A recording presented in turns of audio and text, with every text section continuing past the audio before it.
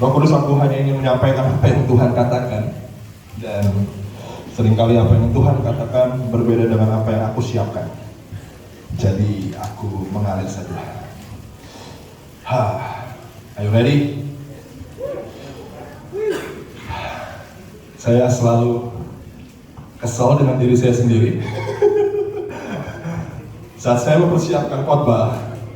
Dari sekian banyak saya khotbah di TOR, saya rasa hanya satu yang berjalan saat saya buat PowerPoint dan itu dipakai.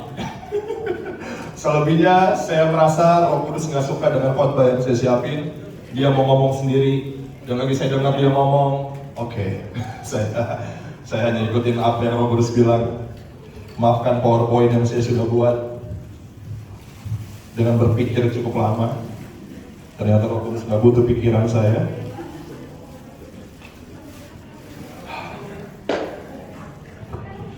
Kita buka Yoel pasal 2. Aduh, Tuhan Yesus. Saya itu ya ngerasa udah nyiapin materi bagus.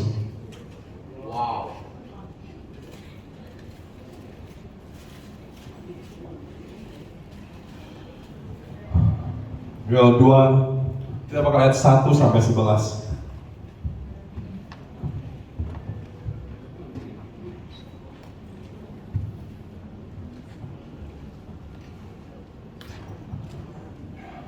Saya percaya kalau Tuhan sedang melahirkan sebuah generasi yang baru. Katakan amin. Saya udah dengar ini udah cukup lama dengan kata-kata ini. Ya dari awal-awal 2000 malah ya. Khotbah-khotbah seperti ini sering keluar. Saya masih ingat itu. Kalau akan ada generasi yang baru lahir. Akan ada generasi yang baru lahir. Saya berpikir generasi seperti apa? Dan saat generasi baru yang lahir, seringkali kita gereja nggak siap. Ternyata generasi ini punya pewahyuan yang berbeda, punya cara main. They are the game changer. Mereka punya cara main berbeda. Mereka punya pengenalan akan Tuhan, menurut saya lebih baik. Dan kita sebagai generasi sebelumnya menolak apa yang mereka terima dari Tuhan. Dan ini sulit sekali. Saya percaya banget, generasi kamu, siapa yang 20 tahun ke atas? 20 tahun, di bawah 30, di atas 20. Enggak, yang waras ngaku ya, yang waras jangan angkat tangan, yang waras. Kalau kamu waras, please, jangan angkat tangan yang lebih dari 30. Kamu yang di atas 20 tahun dan di bawah 30 angkat tangan. Sekali lagi di atas 20 dan di bawah 30. Oke, banyak ya. Saya merasa tua juga di sini. Saya cuma nyampein apa yang Tuhan bilang di hati saya. Saya merasa di hati saya Tuhan mau pakai angkatan ini. Kamu yang 20 tahun ke atas dan 30 tahun ke bawah. Ada something yang Tuhan mau upload di kamu. Katakan upload. Kalian tahu upload artinya apa? Lagi kamu memposting something. Tuhan lagi posting up something di hidup kamu. Dia lagi upload di dalam hidup kamu banyak hal yang kamu nggak ngerti sebelumnya. Banyak hal yang kamu nggak pernah alami sebelumnya. Amin. Saya mau cerita dikit, oke, sebelum saya masuk ke firman. Saya bertobat di awal tahun 2000. Langsung jangan mikirin umur ya. Dan waktu itu, karena di Lampung, kita sedikit sekali punya akses informasi atau hamba-hamba Tuhan atau apapun ya. Kita sedikit punya akses banget untuk khotbah yang powerful atau hamba Tuhan yang diurapi Tuhan begitu kuat or something. Tapi ada beberapa juga Tuhan yang Tuhan kirim yang kami lihat, hey, ada beberapa orang yang bawa pengurapan Tuhan begitu kuat. Kamu pernah nggak sih ngeliat pendeta? Kamu ngerasa orang ini pengurapannya kuat ya? Tapi ada juga yang enggak. Jujur aja, nah, kamu nggak akan masuk neraka kok. Kalau bilang hamba Tuhan itu kayak pengurapannya nggak kuat ya, gara-gara gitu kamu nggak masuk neraka. Kamu pernah ngalamin itu? Pernah kamu ngeliat kayak, ada beberapa orang yang pengurapannya kuat banget di dalam hidup orang ini. Pernah ngeliat itu? Tapi ada juga yang kamu, pendetanya ngantuk lagi.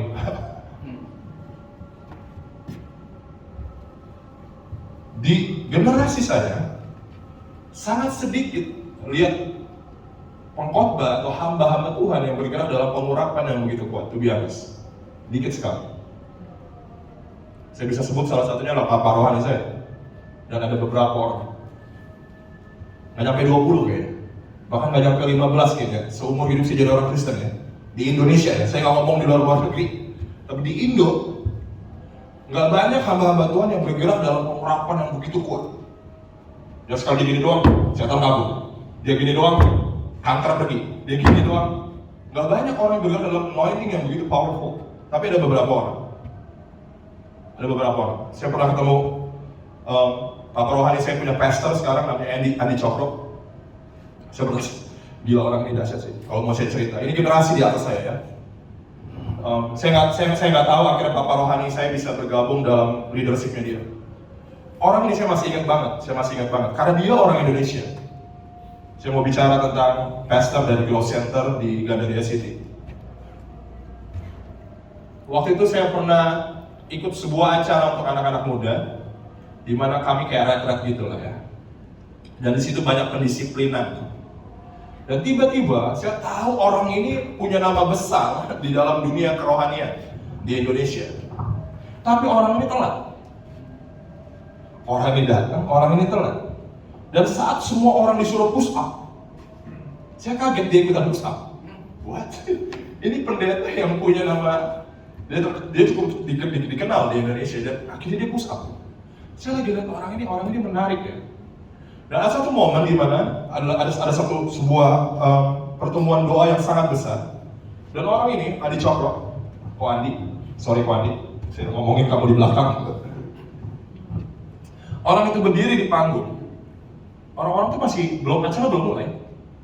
acara belum mulai, dia berdiri di panggung.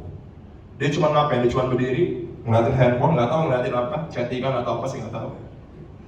Dia sambil basah. Orang-orang itu pada ngobrol, acara belum mulai. Dia mulai berdoa dalam Oraba Sanda Baba Sendere. Dia diam aja, nggak peduli dia sama orang-orang. Dia pegang mic, dia basah. Oh Baba Sanda Baba sambil pegang handphone, dia basah terus. Saya lupa berapa menit, kurang lebih 20-30 menit. Tiba-tiba kayak di ruangan yang begitu besar ya, kayak ada something yang berat yang turun.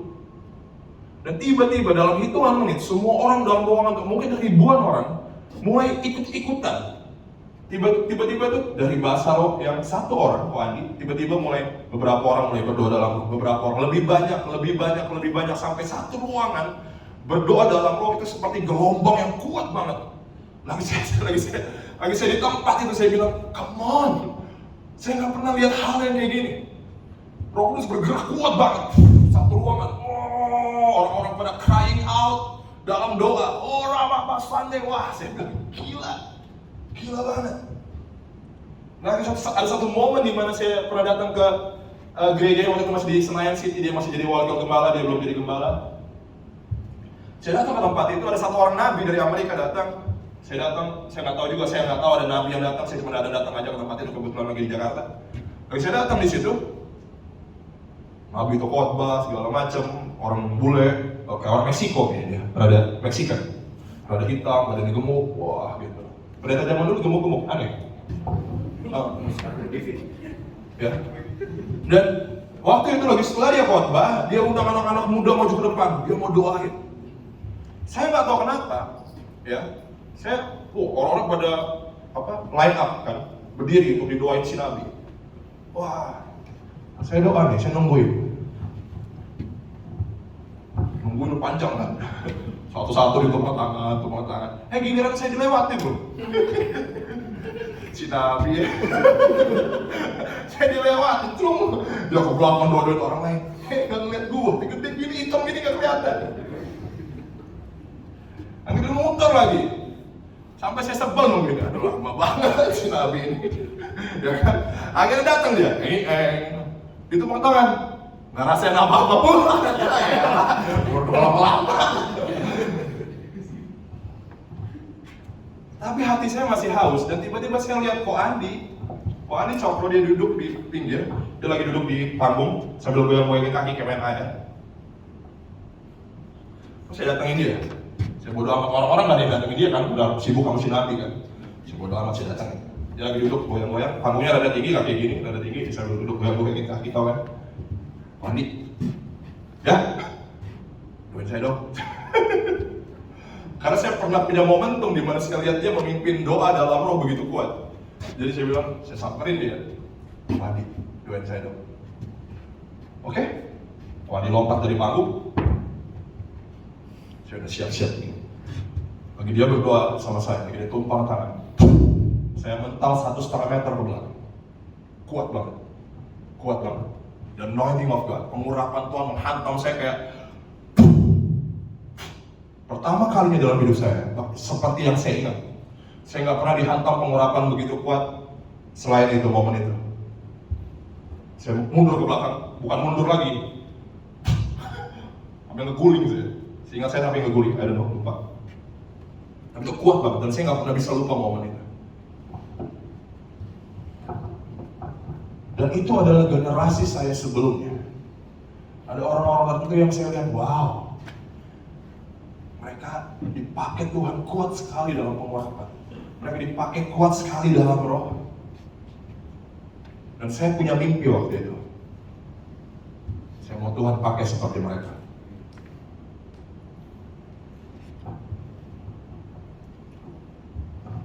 Dan akhirnya setelah sekian tahun Bapak rohani saya punya cerita lucu. Bapak rohani saya 2 minggu yang lalu ya, 2 tahun.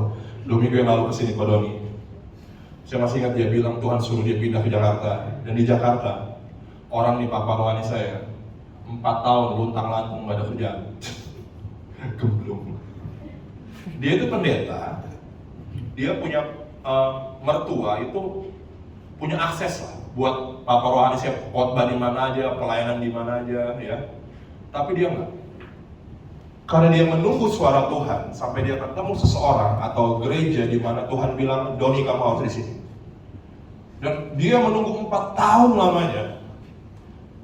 Karena dia pendeta, kerjaannya pendeta, dan dia nggak terlibat dengan gereja manapun, artinya dia nggak punya penghasilan.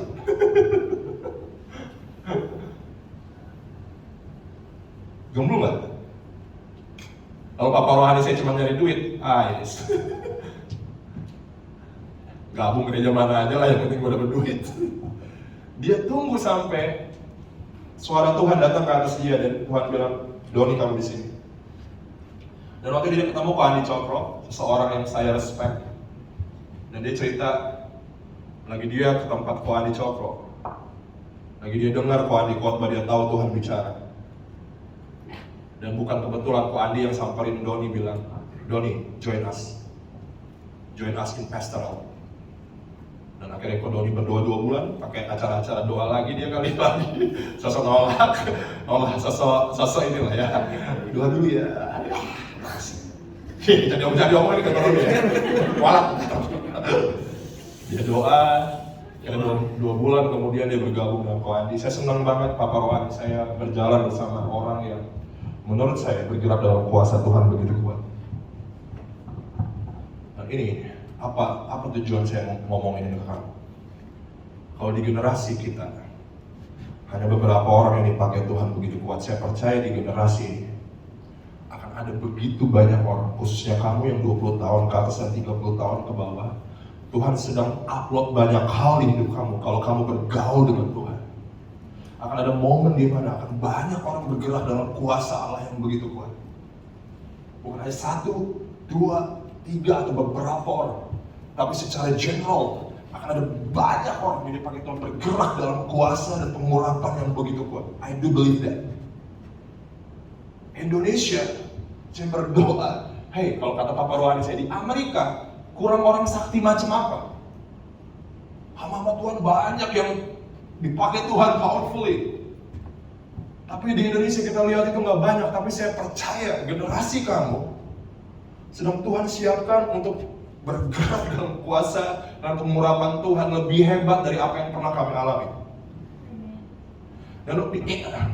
Dan saya mau kalian benar-benar membangun hubungan kalian dengan Tuhan. Karena kami akan kasih tongkat estafet kami ke kamu. Kamu yang akan meneruskan perjuangan ini untuk menjangkau jiwa-jiwa lebih banyak bagi Kristus. Dan di momen ini, dalam umur 20 tahun, 30 tahun, kamu harus biarkan Tuhan mengupload banyak hal dalam hidup kamu. Pewahyuan, pengurapan, hadirat Tuhan, apapun. Jangan buang waktu kamu untuk hal-hal yang nothing. Karena saya tahu di umur 20 tahun, saya nggak siapin semua ini, I just flow with Holy Spirit. Dalam umur 20 tahunan, kamu menghadapi tantangan yang begitu besar untuk kamu mengabaikan hadirat Tuhan. Atau mengabaikan persiapan yang Tuhan kerjakan dalam diri kamu. Ada satu orang namanya Yohanes Pembaptis. Yohanes Pembaptis, pernah dengar ini? John the Baptist. Dari umur 12 tahun, Tuhan harus pisahin Yohanes Pembaptis dalam masa persiapan. Sampai umur 30 tahun dia baru keluar dari padang gurun.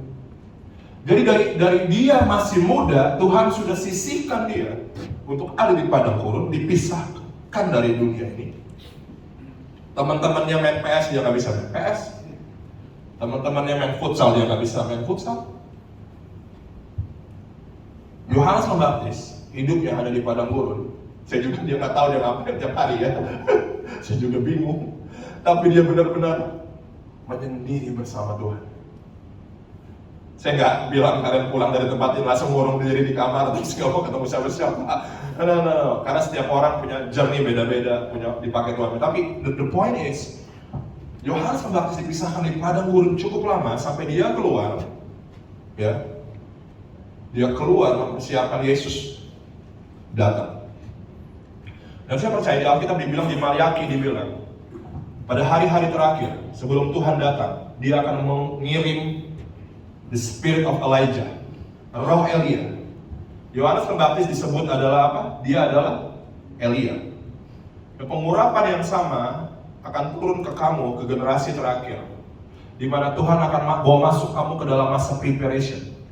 Mungkin beberapa kamu nggak ngerti artinya ini, tapi saya mau kamu tangkap baik-baik secara roh, biar Roh Kudus menerjemahkan ini ke kamu. Tuhan mau bawa kamu dalam masa preparation, di mana dia akan upload dalam hidup kamu banyak hal. Don't waste your time.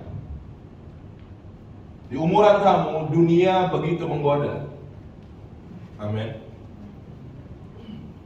Buat orang-orang yang udah 35 tahun ke atas, kita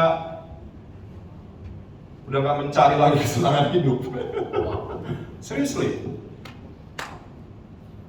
As long as we live good, that's enough. Tapi buat kamu masih boiling inside of you, masih mendidih di dalam diri kamu. Oh, gue mau lakuin ini, gue mau lakuin ini, gue mau lakuin ini, gue mau lakuin ini. You want to do many things. Dan itu bisa jadi distraction dari apa yang Tuhan mau siapin ke kamu. Kamu harus benar-benar peka dengan apa yang Tuhan mau kerjain.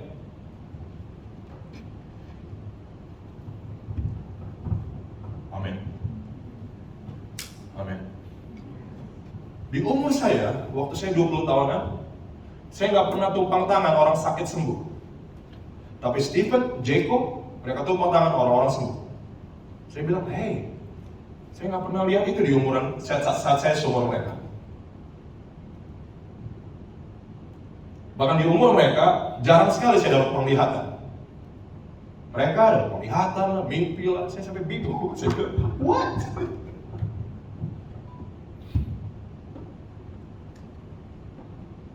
Saya percaya generasi ini akan dipakai lebih hebat. Kamu yang 20 tahun ke atas dan 30 tahun ke bawah, spend more time with Jesus. habiskan waktu lebih banyak dalam hadirat Tuhan. Satu-satunya cara untuk download dari surga, atau satu-satunya cara untuk Tuhan bisa upload banyak hal dalam hidup kamu, saat kamu bergaul dengan Tuhan. Saya ngalir aja, saya cuma mau ngomongin apa yang saya rasa Roh Kudus taruh di hati saya. Banyak orang gak suka berdoa, that's your problem. Saya mau bilang banyak anak-anak muda sekarang dikit-dikit anxiety, dikit-dikit mental issue, and bla bla bla. Saya rasa kamu nggak butuh lebih banyak counseling, kamu butuh lebih banyak doa.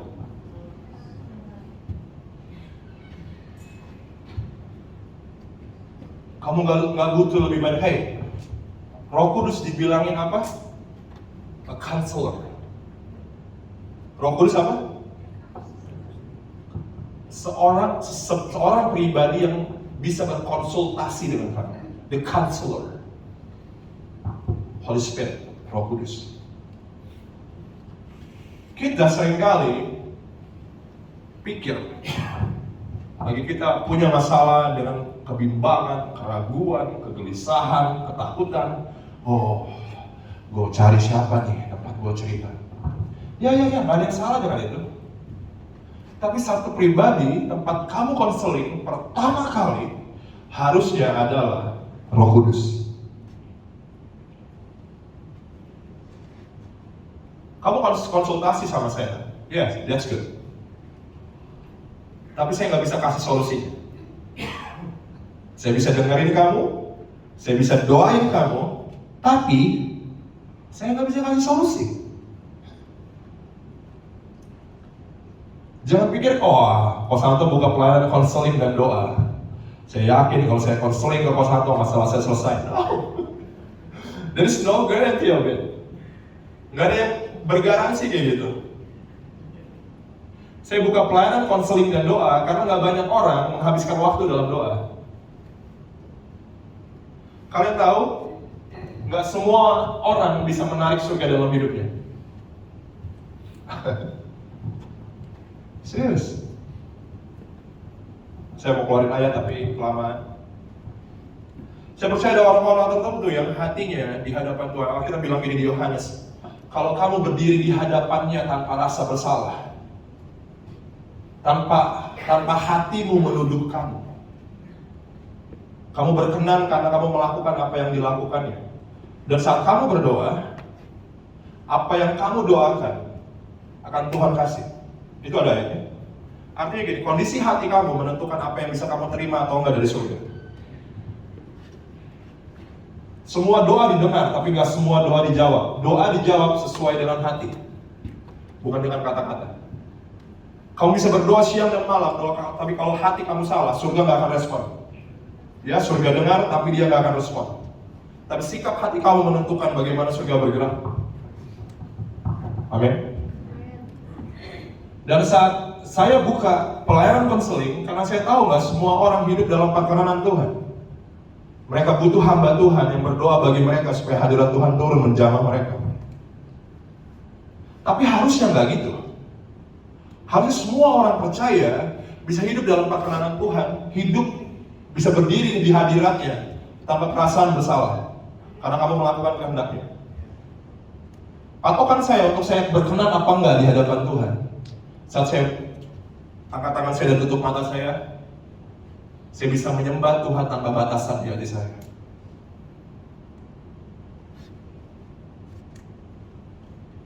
Amin. Saya ingat satu ayat di Alkitab tentang suami istri, dibilang, "Hai suami, perlakukan istrimu dengan baik supaya doamu tidak terhalang." Apa yang kita lakukan di bumi, bagaimana kita mentaati Tuhan, apapun yang kita lakukan bisa menarik surga turun atau enggak? Amin. Oke. Saya percaya ada generasi 20 tahunan ke atas yang sedang Tuhan prepare. Saya nggak sabar banget tunggu hari itu. Saya nggak sabar banget.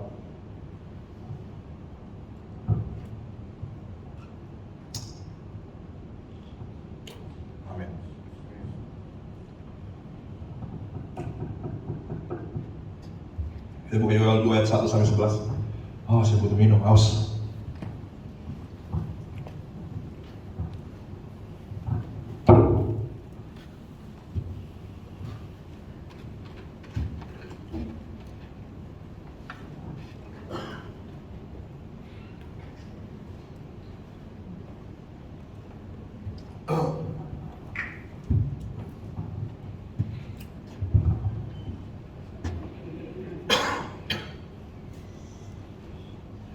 Tiuplah sangkakala di Sion, dan berteriaklah di gunungku, ya kudus. Biarlah gemetar seluruh penduduk negeri, sebab hari Tuhan datang, sebab hari itu sudah dekat. Sebelum generasi itu lahir, harus ada gereja yang berdoa. Dikatakan berteriaklah di atas gunungku yang kudus, itu bicara tentang doa. Gunung kudus selalu bicara tentang hadirat Tuhan. Dan berteriaklah di atas gunung yang bicara tentang kehidupan doa. Oke.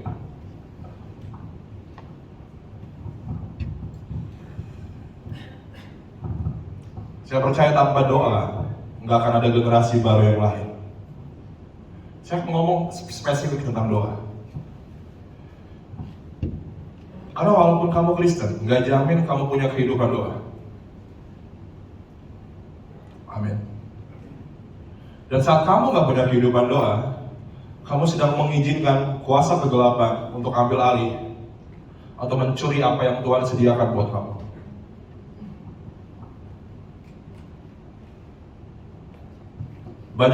Banyak orang Kristen anggap enteng kehidupan doa. Mereka nggak suka berdoa.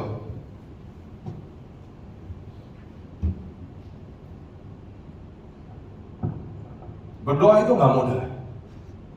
Berdoa itu nggak mudah. Saat saya berdoa, dari pagi saya berdoa, pikiran saya, tubuh saya pengen cepat selesai. Otak saya apa? Habis doa ini mau makan apa? Nanti siang, gue mau ketemu Osman. Pikiran kemana-mana. Kamu tahu lagi, kamu berdoa, daging kamu melawan kamu. Kenapa? Kalau kita tulis gitu, hiduplah oleh roh, maka kamu akan mematikan perbuatan daging. Lagi kamu berdoa, kamu lagi menarik kehidupan dari Roh Kudus. Dan daging kamu nggak setuju dengan itu. Karena daging kamu sifatnya dosa. Daging kamu lebih suka kamu duduk, gelepar, atau rebahan, nonton Netflix, main Instagram, dan sebagainya. That's your flesh. Tapi roh tidak. Karena lagi kamu berdoa, daging kamu seperti apa ya bahasanya? Dimatikan. Amin. Orang yang hidup dari roh memikirkan perkara-perkara dari roh. Orang yang hidup dari daging memikirkan perkara-perkara dari daging. Orang yang enggak berdoa, orang yang enggak punya kehidupan doa, cenderung berpikir akan dosa. Orang yang enggak punya kehidupan doa, cenderung berpikir tentang dirinya sendiri, jadi egois.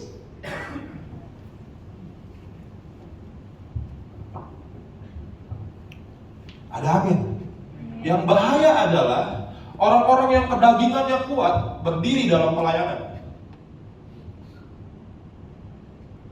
Ngeri banget. Kalau kamu nggak hidup dalam doa, please jangan pelayanan. Karena kamu nggak bergerak dalam roh, kamu bergerak dalam daging. Saya ngeri keputusan-keputusan yang kamu ambil berasal dari pikiran daging kamu, bukan dari Roh Kudus. Ada amin. Ada amin. Dan berdoa sulit. Gak semua orang suka berdoa. Ada yang di sini berdoa minimal 30 menit sehari? Ada yang spend time with Jesus at least 30 menit sehari? Ada? Nggak ada? Kamu angkat tangan? Aduh, gua nggak lagi, tertuduh gua. Ada yang kamu spend time with Jesus at least 30 minutes per day? Ada?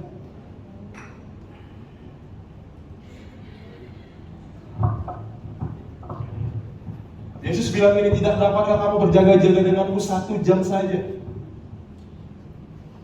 Saya selalu berpikir dari tahun ke tahun 1 jam adalah 1 jam doa yang Yesus tetapkan.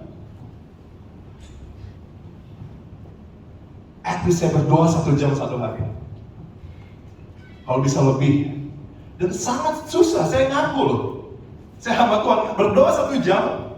Apa kamu pikir itu gampang? Come on. Kalau worship rame-rame begini, wah, nggak kerasa 1 jam. Tapi lagi kamu sendirian di rumah, hidupin lagu, bahasa roh, apapun ya, nyanyi, terus 10 menit. Ada yang rasain itu? Daging kamu melawan kamu. Ada pertempuran dalam batin kamu, lagi kamu berdoa dalam roh. Lagi kamu nggak masuk dalam doa.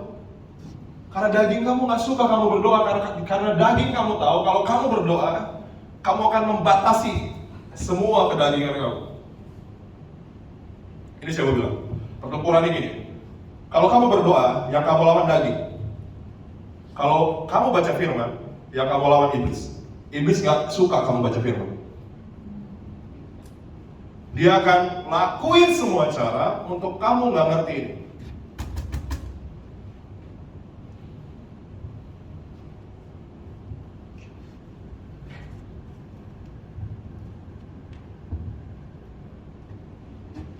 Oke, saya bakal ngomongin doa lebih lama, udah jam 7. Saya nggak bisa habisin kayaknya.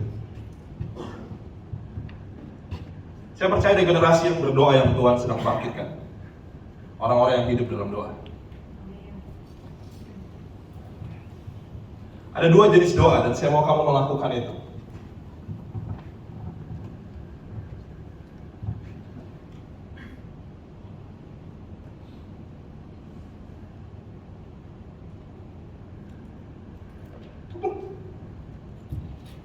Dibilang yang pertama adalah doa yang terus menerus.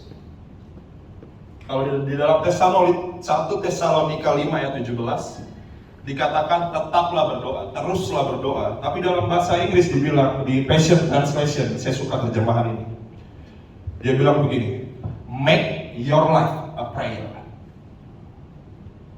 Make your life a prayer. Ada doa yang terus menerus.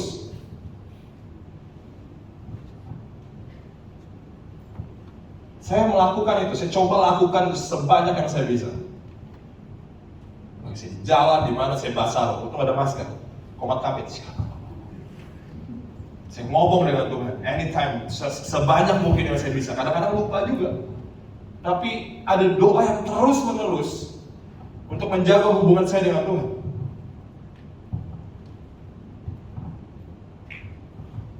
Ini satu jenis doa di mana kamu dimanapun kamu, kalau kamu Tuhan kasih bahasa doa, yaitu bahasa roh. Saya percaya bahasa roh bukan digunakan dalam pertemuan raya seperti ini, tapi bahasa roh lebih digunakan dalam kehidupan personal. Karena kalau kamu berkumpul, lebih baik satu orang bernubuat daripada beribu-ribu kata dalam bahasa roh. Ada amin? Tapi kalau Tuhan kasih kamu karunia dalam berdoa dalam roh, kamu harus berdoa sebanyak yang kamu bisa. Karena itu buat kamu stay connected with the Holy Spirit dimanapun. Nah Tuhan suruh itu, tetaplah teruslah berdoa anytime, dimanapun. Ada waktu dikit bahasa roh, ada orang bahasa roh. Itu saya, jangan ikutin. Kalau kamu nggak perlu, kalau kamu merasa kamu nggak perlu ngikutin. Tapi kalau kamu merasa kamu perlu lakuin, just do it. Amin. Yang kedua, ada satu jenis doa, yaitu doa yang intens. Doa di mana kamu menyiapkan waktu, ya, siapin waktu kamu dalam 1 hari. Karena Yesus bilang gini di Matius 6 ayat 6, tetapi jika engkau berdoa, masuklah ke dalam kamarmu, tutuplah pintu dan berdoalah kepada Bapakmu yang di tempat tersembunyi, maka Bapakmu yang melihat tersembunyi akan membalasnya kepadamu. Jadi, ada doa yang terus-menerus kamu lakukan 24/7, 24 jam, sebisa kamu berdoa. Tapi ada jenis doa di mana kamu harus mengurung diri dalam kamar kamu. Take your time, 30 menit, 1 jam atau lebih, anything. Ambil waktu untuk bersama dengan Tuhan. Katakan amin. Ada orang yang punya waktu 1 jam berdoa 1 hari. Wah, habis 1 jam dia berdoa, dia keluar dari kamar, dia lupa. Dia nggak berdoa sepanjang hari. Dia rasa, gue udah doa. Dia nggak doa lagi. Tapi Tuhan bilang, no, tetaplah berdoa. Jadi kamu keluar dari kamar, keep praying. Jesus. Anytime, anywhere, just pray. Amin. Tapi ada juga, saya nggak mau doa yang intens. Saya nggak mau ngambil waktu, saya mau bangun tidur. Hai pagi Yesus. Tuhan baik. Di motor, doanya di motor aja. Sambil bawa mobil aja. Sampai kantor, Yesus aku udah sampai kantor, thank you. Ada orang yang kayak gitu, dia nggak, dia merasa, gue udah berdoa. Gue nggak perlu berdoa ngambil waktu khusus. Gue berdoa di mana aja gue berdoa. Ya itu bisa. Tapi ada 2 perbedaan. Doa yang kamu lakuin continually kayak tadi, terus-menerus itu, yang dimanapun kamu berdoa setiap saat, kamu nggak akan mengalami kedalaman dalam doa. Kamu bisa doa itu secara setiap saat, tapi kamu nggak dalam. Kenapa kita perlu melakukan doa yang intens? Karena gini, kalau doa yang terus-menerus tadi, doa pertama, kamu yang terus ngomong sama Tuhan, benar nggak? Tapi doa yang intens, di mana kamu take a moment atau take a time untuk duduk di kaki Tuhan. Itu momen di mana kamu mendengar Tuhan yang ngomong sama kamu. Get it? Baik, kamu duduk di kaki Tuhan, seperti Maria. Worship Tuhan, speak to me. Kamu dengar suaranya. Kita butuh 2 jenis doa ini, doa terus-menerus dimanapun. Dan ambil take a moment untuk berdoa sangat intens. Dan lagi kamu berdoa, pikiran kamu, tubuh kamu mulai ngantuk, pikiran kamu mulai melayang-layang, apapun itu tarik, fokus. Kalau dia melayang, tarik lagi, fokus lagi, tarik lagi, fokus lagi. Whatever that is, nggak mudah. Karena kamu sedang melawan daging dan pikiran dan tubuh kamu. Tidak semudah itu Ferguson.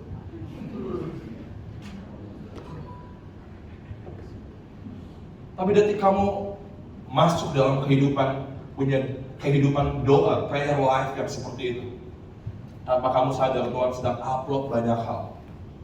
Lagi kamu berdoa dimanapun kamu berdoa.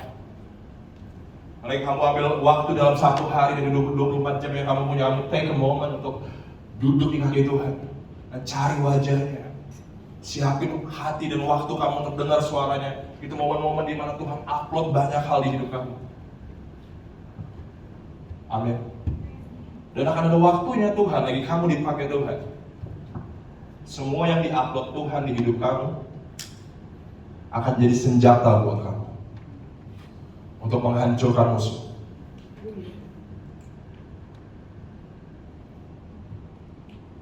Revival di private place akan jadi revival di public place. Kebangunan rohani di tempat tersembunyi akan jadi kebangunan rohani untuk banyak orang. Tapi itu harus dimulai dari kamu setiap hari hidup dalam doa. Saya percaya ini adalah generasi yang berdoa. Kita adalah generasi yang berdoa. Ada beberapa teman saya yang kalau ngomong berdoa beda. Ngomong ini, berdoa. Wow. Kami berdoa. Ada orang-orang yang kalau berdoa,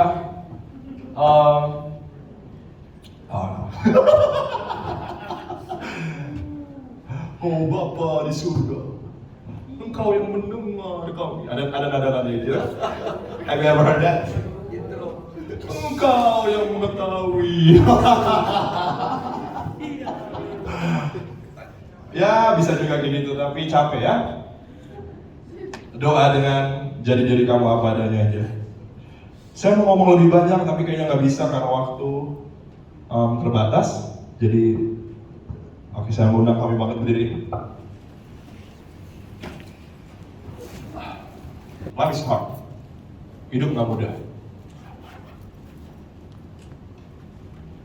Kita nggak bisa hadapi hidup dengan kekuatan kita sendiri. Amin. Kita harus hidup dalam doa. The more we pray, the more we see breakthrough. Lebih banyak kita berdoa, lebih banyak terobosan dalam hidup kita. Saya mau semua tutup mata.